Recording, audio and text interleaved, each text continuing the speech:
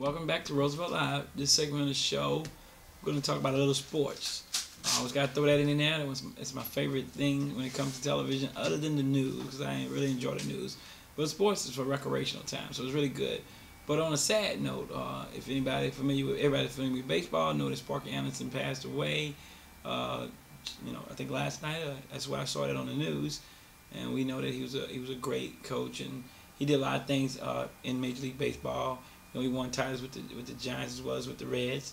So he passed away just recently, and that's a sad thing. If you're a sports fan, a baseball fan, then you have to be a fan, at least have knowledge of Sparky Anderson. So we want to get that out of the way, but we don't move on to the NFL, because this weekend, Roger Goodell handed out some more fines. And one of those fines went again to the Pittsburgh Steelers linebacker, James, what's his name is, Steelers James Harris. He got another fine again. Now he's had 3 fines this year, totaling $100,000. Now, this is football, okay? I agree people shouldn't be getting helmet-to-helmet hits. I understand that, because it's a dangerous situation. I mean, we're reminding us again of the young man that just had the accident a couple of weeks ago that rendered him paralyzed from the neck down. So we know these head-to-head, helmet-to-helmet contacts are seriously bad contacts. There's no debating on that. Some of these hits are not helmet-to-helmet. Some of people are hitting with their shoulders and things of that nature. I don't think Roger Goodell should be making that decision. Yeah, I heard them say on Part of the Interruption that, well, he's the commissioner of football. Yes, he is, but he apparently, you need to have at least have a panel, okay, of either somebody that's coached in that league, someone that played in the league, or something like that, or somewhere that's connected directly to the league at some point, and let those people make a decision on some of these hits, because folks are just being fined out of control, and I don't think it's right, because some of these hits wasn't bad hits, and they just people are upset. Of course they're upset because somebody else got fined too. Another guy got fined from the Philadelphia Eagles, Sims, I think it was. He got fined $50,000.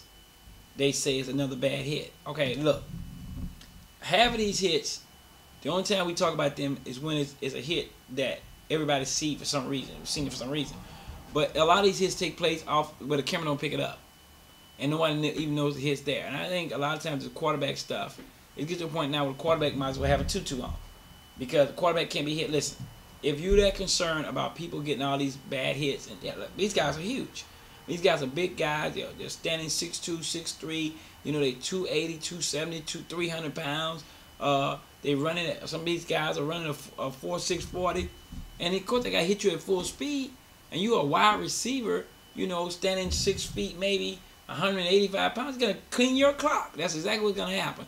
That's why a lot of these wide receivers don't like going over the middle, because you're exposed, especially if you got to raise your arms up and you're exposed to these type of blows. But if you're that concerned about it, NFL, Roger Goodell, then why don't you, in a tongue-in-cheek way, take them all out of the weight room.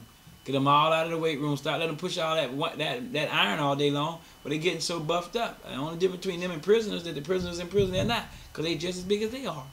We in America, we're smart people. Let's find better designed helmets, better equipment to try to put on these people, to try to slow down some of these concussions that these people are having. But I don't like this fines every week, because I saw a guy the other week didn't hit a guy, I think because he thought he was going to get fined. Probably thinking that. I mean, nobody, I don't care what you're making, you don't want to give up $100,000 in fines over since September? We're in November, so 7 weeks since the season started, whatever it is, you've already given up $100 grand. I mean, he might be making a few million, but still, who wants to throw away? And where's that money going anyway? It's being fined. Where does it actually go?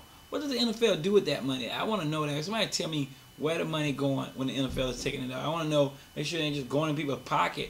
Is it donated to charity? Where does it go? I'm just curious. I would like to know. I know people are upset. I've been a little bit concerned about it myself. We should be able to do something different. These people have been playing the league for a long time, and everybody played the game to hit. Everybody knows as you grow up in life and play little league sports, if you did not hit, you did not play. The coach wanted you. They taught you from day one to go out there and try to clean people's clocks, not to kill them, not to maim them for life, but definitely let them know you were there. That's the name of the game. I don't know what else to say besides let them play. Head to head, directly just hitting your helmet on somebody's helmet, that shouldn't be allowed to happen. But all these other hits are crazy. Somebody's running in there and then somebody duck at the last minute and you go helmet to helmet. Whose fault is that? You coming at the guy, he tried to duck and you hit his helmet, hit his helmet. What is going on? After a while, the quarterback won't be allowed to be let's just play flag football. Let's everybody put flags on. That way we won't need no helmets on that. Let's put on flag football, put on some pink shorts, and go out there put on a mid-drift top, and then go out there and everybody play with little girls. But that's what it's going to come down to if this continue to happen. No one's trying to make light of the concussions. No one's trying to make like it's not an issue, because it is.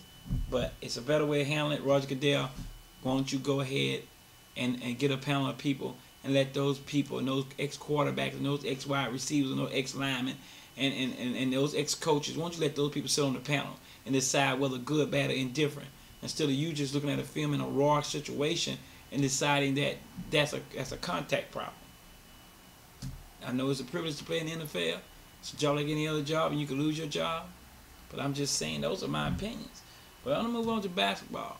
And I heard a lot of these people, you know, and I'm going to bring up the subject, and I bring it up from time to time, and it's a subject about LeBron James.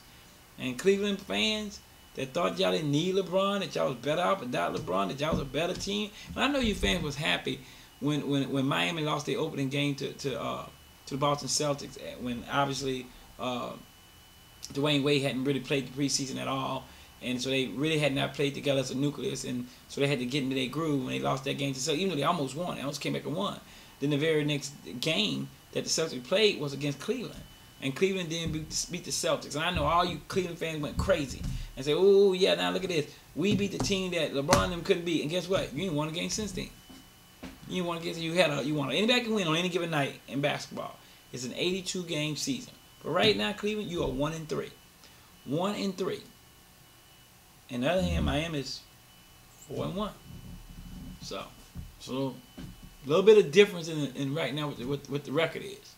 And Cleveland, I don't know when you're going to win again. Obviously, you're not the worst team in the league, because there's some teams out there have won a game the whole season. But the season is very young. It's a good 5 games in. You still got, what, good 77 games to go. So we got a long way to go. Anything can happen. But I'm not a gambling man, but I'm going to go out on a limb and say, at the end of the season, Miami will have a better record than the Cleveland Cavs. Because every time you Cleveland fan lose, think about LeBron James and how you thought you were better off without him, that you thought you had a better team. You're dreaming. You know you're dreaming. I know you're dreaming. You know it's crazy. But I guess there's nothing else left. You might as well dream, right? Sometimes dreams come true. In a fantasy world, sometimes you could go out and click your heels together and create a new LeBron James. Maybe everybody wear number 23 jersey over there in Cleveland. In the meantime, it's happening just like we knew it would. LeBron was the reason why Cleveland Cavs were who they were. And without him, they're the reason why. He's the reason why they're going to be who they are, which is nobody's. That's my opinion. It's Roosevelt from Roosevelt Live. If you don't like it, you can always email me at liveroosevelt@gmail.com. Tell me whatever you want to say. I mean, after all, I got a lot of flack from this last time. I guess you were a Cleveland fan. Some people even accused me of being a racist because of the fact that I stood up for LeBron James. Now, you go figure, how does that factor in? How does racism factor into me saying that LeBron James, I thought, was dealt a bad hand? And I'm going to always say that because the man did nothing illegal but left a team. End of story. There was nothing else left. People cried about, oh, Michael Jordan said this. So what Michael Jordan said? He's entitled to his opinion, so like I'm entitled to my opinion. So what? I love Michael Jordan. He's the best player who played the game. But they stacked the team in the Olympics in order for the United States to win the gold. So I don't hear nothing about people. Why don't you just create a better college team and not go out there and stack the team so you can win? Because you wanted to win. Because you play the game to win. That's why. That's my opinion. I'm Roosevelt. I'm your host of Roosevelt Live.